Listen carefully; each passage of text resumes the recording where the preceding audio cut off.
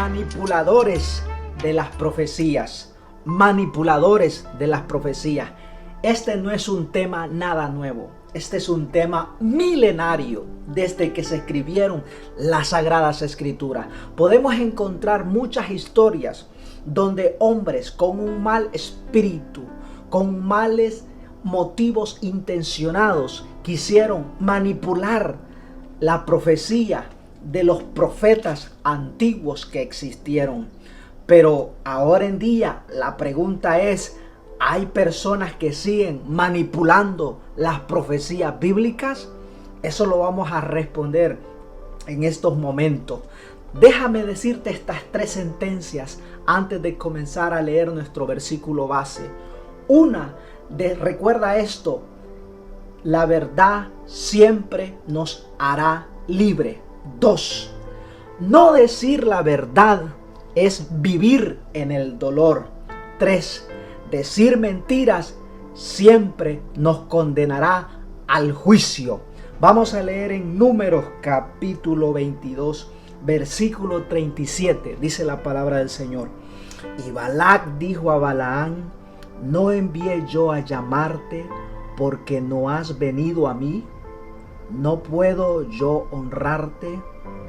Balaán respondió a Balac: he aquí yo he venido a ti, mas pondré ahora a hablar una cosa. La palabra que Dios pusiere en mi boca, esa hablaré. La palabra que Dios pusiera en mi boca, esa hablaré. Déjame poner bien clara el contexto de lo que estamos hablando en estos momentos. Siempre, como les dije al principio, han existido personas que han querido manipular las profecías para beneficio de sus propios intereses mezquinos. Personas con malos sentimientos, con motivaciones equivocadas, con motivaciones que van en contra de la voluntad de la soberanía de Dios. Historias como la de Acab, cuando Acab tenía que ir contra Ramot de Galaad a una batalla, encontramos que Acab tenía cientos y cientos de profetas, que eran profetas que servían a los intereses mezquinos propios de su reino, pero que no eran profetas verdaderos de Jehová, eran profetas falsos de Baal, que solo le profetizaban el bien, endulzando sus oídos al rey. Pero había un profeta que se llamaba Micaías, y Micaías ponía a temblar a Acab, así al igual que lo hizo el profeta Elías. Micaías, si usted quiere saber un poquito más de la historia de Micaías, aquí mismo en nuestro programa Tiempo en Sión hay un tema que se llama Necesitamos a Micaías. Usted lo puede buscar en YouTube y va a encontrar ese mensaje. Es un mensaje que te enseña la historia de Micaías, lo que pasó en esos momentos con el rey Acab. Pero aquí, donde acabamos de leer en Números capítulo 22, comienza una de las historias impactantes de un hombre, de un reino pagano, del reino de Madián, y los príncipes de Moab se habían unido para hacer frente contra el pueblo de Israel. Israel estaba todavía en esa gran odisea de los 40 años del desierto, y ya estaban cerca de conquistar a estos pueblos, porque ya estaban cerca del río Jordán, donde estos pueblos habitaban, el pueblo de Madián y el pueblo de los moabitas. Pues déjame decirte que el rey de Madián, que se llamaba Balac, hizo un plan estratégico para maldecir al numeroso pueblo de Israel que venía. Balac se sintió amenazado por la presencia de los israelitas que podían invadir su territorio. Y entonces Balac se reunió con los príncipes de Madián y mandaron a llamar a un hombre que se llamaba Balaán. Era un hombre muy famoso, se consideraba un vidente, un agorero. Algunos dicen que era un brujo, otros dicen que Balaán era un hombre que ya había creído en el Dios de Israel. Algo que podría tener sentido, porque en ese tiempo el politeísmo era muy común, la creencia de muchos dioses. Y no podemos asegurar si verdaderamente Balaam era un seguidor fiel del Dios de Israel. Pero déjame decirte lo que pasaba con este hombre vidente, al que muchos lo llaman profeta también, porque de verdaderamente Dios hablaba con él, y eso lo vamos a ver más adelante. Balac manda a negociar a este vidente, manda la primera comisión de gente para que lo convenzan y venga Balaam a maldecir a Israel. Entonces mandó los primeros enviados y este hombre les dijo que no iba a venir con ellos.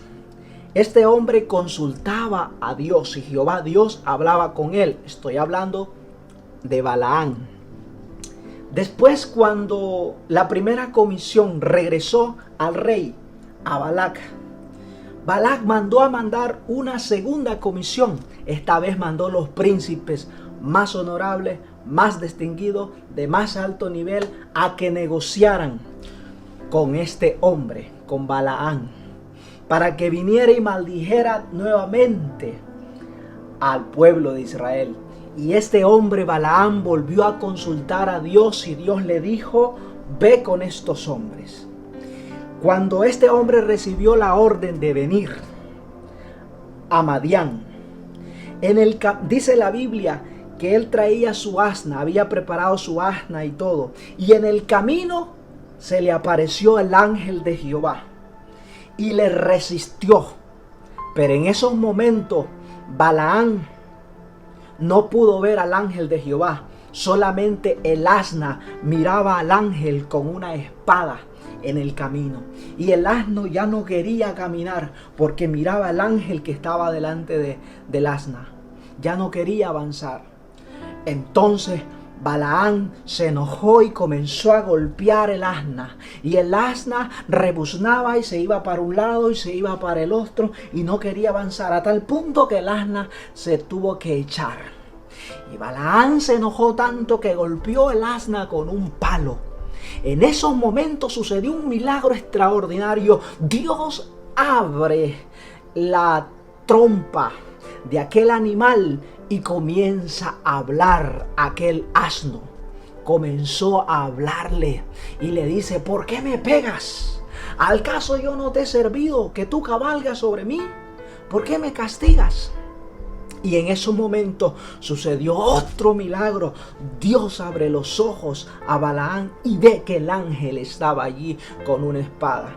En esos momentos Balaam se tira al piso y dice: Señor, perdóname, yo no sabía que tú estabas ahí. Y el ángel de Jehová le dijo: he venido a resistirte, he venido a oponerme, porque el camino que llevas es malo. No tienes que maldecir a mi pueblo, porque yo ya lo bendije. Imagínate, muchas veces cuando el enemigo envía gente a quererte maldecir, déjame decirte que ya Dios puso el ángel que va a resistir el camino a esas personas. Porque si Dios ya te bendijo, nadie te puede maldecir. Dios ya te bendijo, nadie te puede maldecir. Dios envía a su ángel a que resista cualquier maldición que pueda venir en contra tuya. Dios envía a su ángel, como era en este caso. Entonces Balaam dijo: Señor, yo hablaré solamente lo que tú me digas. Y fue así como el ángel le dejó pasar. Porque el mismo ángel le dijo: tú vas a hablar lo que yo diga, lo que Jehová diga, vas a decir. Cuando llegó este hombre a una de las ciudades de Madián, el rey Balac contento salió a recibirle y le dijo estas palabras que acabamos de leer. Le dijo, Balaam le dijo, respondió a Balac: he aquí yo he venido a ti, mas... Mira la pregunta: ¿podré ahora hablar alguna cosa? La palabra que Dios pusiere en mi boca, esa hablaré. La palabra que Dios pusiere en mi boca, eso hablaré. Lo que le estaba diciendo Balaam: no hay negocio contigo de la profecía. Yo no puedo maldecir a quien Dios ya bendijo. yo no puedo hacer eso, no puedo negociar contigo. Entonces este rey persistentemente lo llevó a 3 diferentes montes altos, a 3 diferentes lugares. Primero lo llevó al lugar de Bamot Balaal, donde se pararon, hicieron 7 altares, sacrificaron 7 becerros, 7 carneros, y desde allí Baalán dio la primera bendición para la nación de Israel. Balac se enojó tanto y le dijo: ¿acaso no te traje para que maldijeras a mis enemigos, pero tú los estás bendiciendo? Después lo llegó a otro lugar alto que se llama el campo de Sofín, a la cumbre de Pisga. Eso está mismo en el capítulo 23, versículo 14. Sucedió la segunda profecía y fue de bendición para la nación de Israel, porque Balaán estaba bien sincronizado a la voluntad de Dios. Es bien impresionante lo que está sucediendo acá. Y lo llevó a un tercer lugar, a un monte alto, también donde volvieron a hacer otros 7 altares, a sacrificar otros 7 becerros y otros 7 carneros. Y eso fue en el lugar de Peor, donde lo llevó. Allí también dio otra bendición por tercera vez. Balaán no podía maldecir a la nación de Israel. No podía contradecir la palabra de un Dios soberano que había hablado sobre la nación de Israel. No podía cumplir los caprichos y los deseos mezquinos de un rey que quería escuchar maldición contra sus enemigos. El hombre no puede manipular nunca las profecías, ni puede manipular la palabra del profeta. El profeta que se vende por intereses mezquinos, económicos, políticos, sociales o otro tipo de intereses, es un profeta sin vergüenza que acarrió su propio juicio por hablar palabra en contra de la voluntad soberana de Dios. No podemos hablar en contra de la voluntad soberana de Dios. ¿Hay condena en eso? Sí, hay condena. Bienaventurados y privilegiados los que tienen el don de la profecía. Guárdenlo, cuídenlo, atesórenlo, úsenlo conforme a la rectitud del Señor. Porque el éxito de un profeta, el éxito grande de un profeta, es cuando un profeta habla siempre conforme a la voluntad, a la soberanía y en el tiempo de Dios.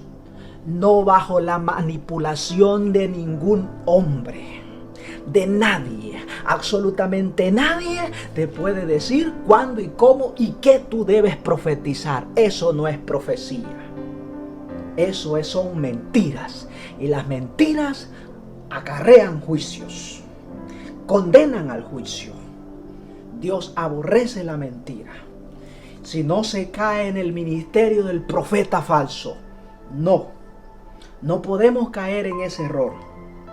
En los tiempos antiguos esto no era nada nuevo. Ahora también lo vivimos. En los siglos pasados lo hemos vivido.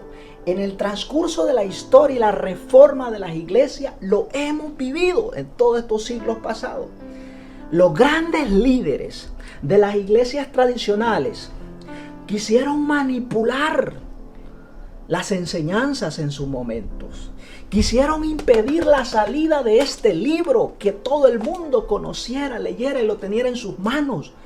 Trataron de impedir que la verdadera palabra llegara, porque la profecía es la que te va a edificar.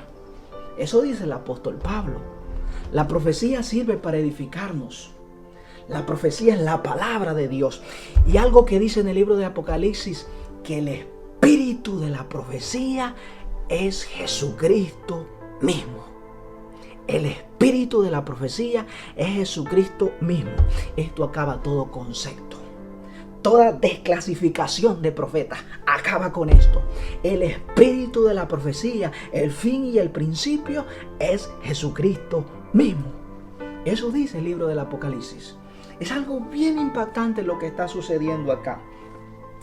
Entonces, para ir terminando, Balaán, cuando no pudo complacer a quien lo había mandado para negociar lo de la profecía, que era el rey Balac, rey de Madián, en esos momentos el rey se enojó y le dijo: regresa a los tuyos. No va a haber plata, no va a haber oro, ya no te voy a dar nada.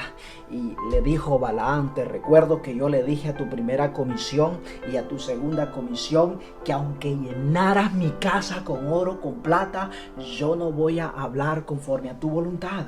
Yo voy a hablar lo que Jehová dijere, eso voy a decir. Lo que Jehová dijere. Y allí mismo vino la cuarta profecía, pero esta vez no era para Israel, esta vez era para el rey de Balac. Y era una profecía de juicio y le decía que iba a perder su reino y que el pueblo de Israel lo iba a derrotar a ellos. Que Israel se iba a enseñorear, iba a hacer correr al pueblo de Moab y a todos los madianitas, iba a conquistar sus territorios. Le profetizó la peor profecía y la derrota. ¿Por qué? Porque en esos momentos Balaam se dejó usar por el Espíritu del Señor. ¿Perdió la amistad con el rey Balaam? Claro, la perdió. Muchas veces ser profeta te va a costar un precio muy alto. Muchas veces decir la verdad de Dios nos va a costar un precio altísimo. Porque la profecía para muchos será ofensa cuando es juicio.